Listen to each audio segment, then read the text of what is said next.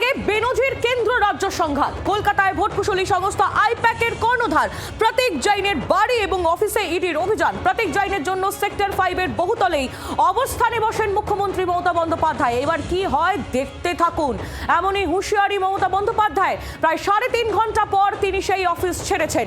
অমিত শাহকে nasty home minister বলে নিশানা করেছেন মুখ্যমন্ত্রী। এটাই কি ইডি বা স্বরাষ্ট্রমন্ত্রীর কাজ?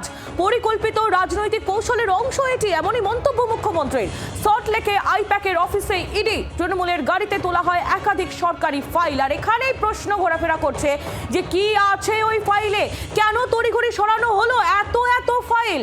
বঙ্গ রাজনীতিতে এই মুহূর্তে ফাইল রহস্য ক্রমশ দানা বাঁধছে। আর এরই মধ্যে যাবতীয় যে ঘটনা কর্মকাণ্ড চলছে তাতে চক্রান্তের অভিযোগ করছে বিজেপি। এগুলো আমাদের ফাইল, পাল্টা বক্তব্য রাজ্যের মুখ্যমন্ত্রী মমতা বন্দ্যোপাধ্যায়। তিনি প্রায় 3.5 ঘন্টা সেখানে প্রতীক জৈনের জন্য অবস্থান করেছেন এবং তার বক্তব্য ছিল যে যতক্ষণে প্রতীক আসছে ততক্ষণ পর্যন্ত আমি এখানেই অবস্থান করব, অর্থাৎ আইপ্যাকের অফিসের সামনে।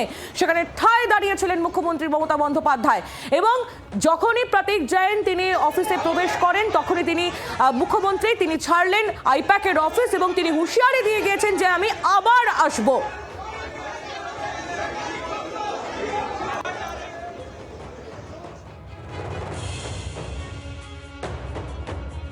আমার যেহেতু এখন একটা বিবেকানন্দের প্রোগ্রাম আছে, আমি প্রোগ্রামটা করে আসছি। আর বাংলার ওপর যে হামলা ওরা করেছে, এই হামলার প্রত্যুত্তর জনগণ দেবে, এটা আমি বিশ্বাস করি। এবং নিজেদের ফেস সেভিং করবার জন্য এবং যেটা সত্য আমরা সেটা সত্য সবসময় সত্যানুসন্ধান করতে দেবো, কিন্তু অসত্য কথা যারা বলেছে বিজেপির কথা শিখিয়ে তাদের বিরুদ্ধে ডিফামেশন করার দায়িত্ব আমার। রাজ্যের মুখ্যমন্ত্রী মমতা বন্দ্যোপাধ্যায় তার বক্তব্য আপনারা শুনছিলেন। আইপ্যাকের অফিস ছাড়ার আগে এই বক্তব্য মুখ্যমন্ত্রীর, যেখানে তিনি স্পষ্ট বললেন যে যেভাবে হামলা হয়েছে সেই হামলার জবাব বাংলার মানুষ দেবে। ঠিক এইভাবেই হুঁশিয়ারি দিলেন মুখ্যমন্ত্রী এবং তিনি এও বললেন যে তার একটি কর্মসূচি আগে থেকে স্কেডিউল করা, সেই কর্মসূচি তিনি অ্যাটেন্ড করতে যাচ্ছেন এবং 70 তিনি ফিরে আসবেন। তিনি বলেন আমি আবার আসব, অর্থাৎ মুখ্যমন্ত্রী তিনি সল্টলেকে সেক্টর 5 এ আইপ্যাকের যে অফিস, সেই অফিসে আবার তিনি ফিরে আসবেন। একের পর এক তোপ দেখেছেন মুখ্যমন্ত্রী মমতা বন্দ্যোপাধ্যায়। তিনি আজ প্রতীক জৈনের বাড়িতেও পৌঁছে যান। যে মুহূর্তে ইডির আধিকারিকরা সেখানে গেছেন তিনি খবর পান, সেখানে সিপি যান, সেখানে মুখ্যমন্ত্রী তিনিও পৌঁছে যান এবং সেখানে গিয়েও এক গুচ্ছ তোপ দাগেন মুখ্যমন্ত্রী। ঘটনা প্রবাহ আপনাদের সামনে এই মুহূর্তে তুলে ধরছি আপনাদের সামনে, যেখানে ইডির আইপ্যাক হানা এবং সেখানে তিনি পৌঁছে যান এবং রাজীবের বাড়িতে সিবিআই, আপনাদের মনে আছে 2019-এর যে ঘটনা, 2019-এর 3রা ফেব্রুয়ারির ঘটনা, সেই ঘটনাও আপনাদের সামনে আমরা তুলে ধরছি। আর অন্যদিকে 4 নেতাকে যে সময় গ্রেফতার করা হয়েছিল ইডি সিবিআই এর তরফ থেকে, সেই সময়ও পৌঁছে গিয়েছিলেন নিজাম প্যালেসে পৌঁছে গিয়েছিলেন মুখ্যমন্ত্রী মমতা বন্দ্যোপাধ্যায়। সেটি 2021-এর ঘটনা। 17ই মের এই ঘটনা পরপর, অর্থাৎ এর আগেও মুখ্যমন্ত্রী তিনি এই যে ঘটনা ঘটিয়েছেন, ধর্ণা অবস্থান করেছেন, সেই অবস্থানগুলি পরপর কেন্দ্রীয় এজেন্সির বিরুদ্ধে, সেই প্রত্যেকটি ঘটনা প্রবাহ এবং আজকের সকালবেলা, আজকে সারাদিন যে ছবি চলছে, যে ছবি আপনাদের সামনে যে 24 ঘন্টা প্রতিনিয়ত তুলে ধরছে, সেই ছবিও আপনারা এই মুহূর্তে দেখতে পাচ্ছেন। 2021, 2019 এবং একদম টাটকা ছবিও জি 24 ঘন্টা তুলে ধরছে আপনাদের সামনে।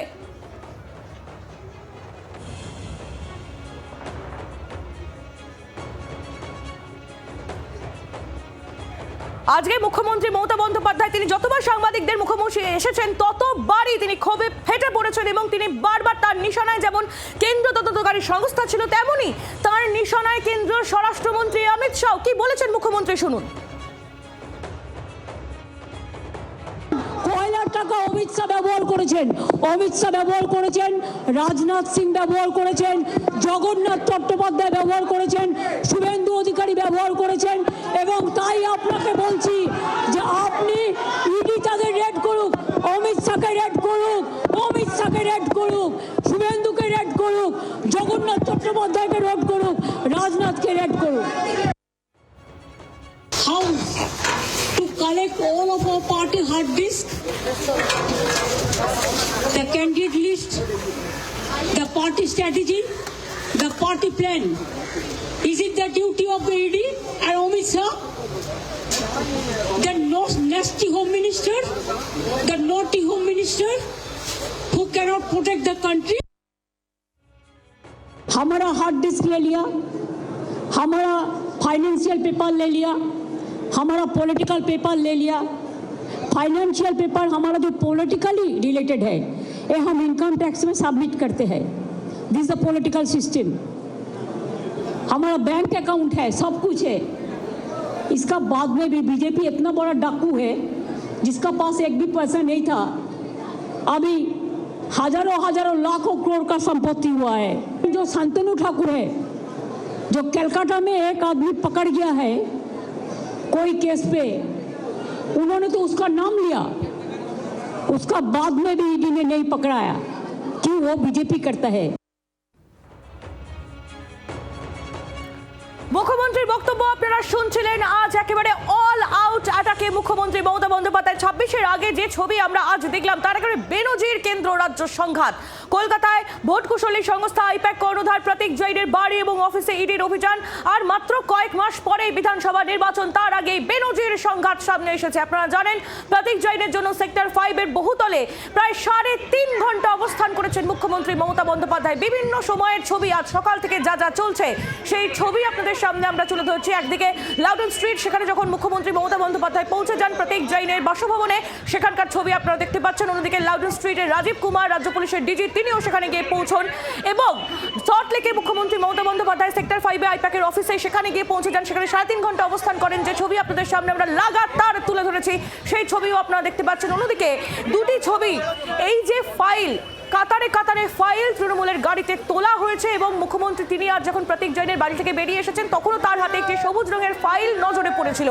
এই ফাইলগুলি কিসের? ফাইলে কি রয়েছে? এই প্রশ্ন, এই ফাইল রহস্য এই মুহূর্তে দাঁড়া বেঁধেছে বঙ্গ রাজনীতির অন্দরে।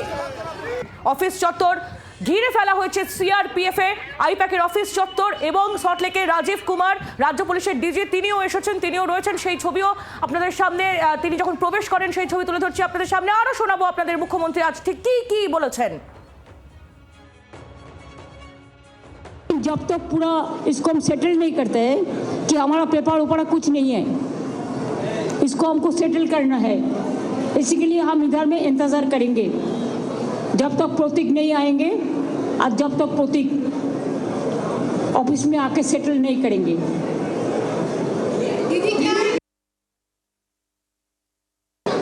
ওগুলো আমাদের, ওগুলো ছড়িয়ে ছিটিয়ে পড়েছিল সব, এগুলো আমাদের, আমরা রেখেছি।